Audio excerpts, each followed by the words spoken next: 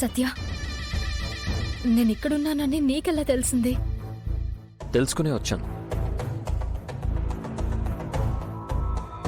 ఏమైంది?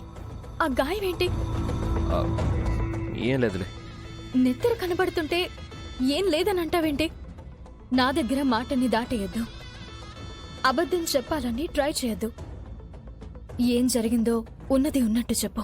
మీ ఇంటికి నీ గురించి వెళ్ళాను. మీ వాళ్ళందరూ కలిసి నన్ను సన్మానించారు. కూతురు పుట్టుకను అనుమానిస్తావా? మనిషివా నువ్వు? రేయ్, నా తమ్ముడు కాలర్ పట్టుకుంటారా?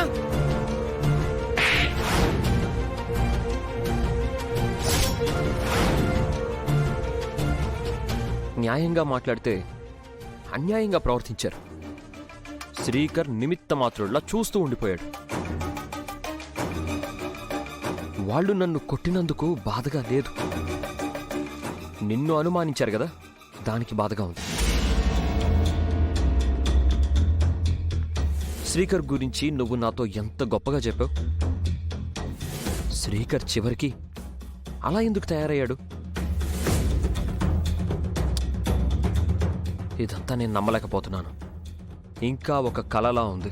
ఓ పీడకల అయిపోతే బాగుండు అన్నట్టుగా ఉంది. It's very painful. It's very unbearable. నీలాంటి అమ్మాయి భార్యగా, కోడలిగా దొరకడం వాళ్ళ అదృష్టం.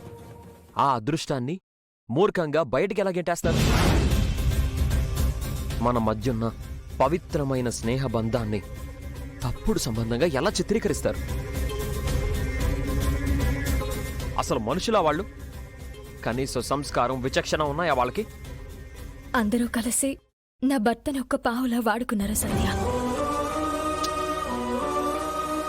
ఆయన కళ్ళ ముందుకి కొన్ని తప్పుడు ఆధారాలు వచ్చేసరికి నా బావ అలా మారిపోయాడు.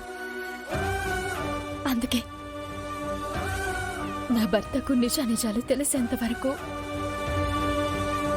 నేను ఓపికతో ఉండక తప్పదు. అప్పటి వరకు నాకు అరణ్యవాసం తప్పదు. రా కూర్చో, కాఫీ తీసుకొస్తాను.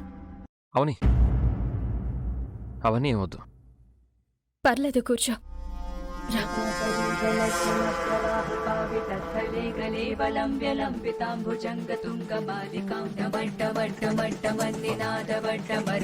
చకార చండ తాండవం తనోతు శివం శివం శివం శివం శివం.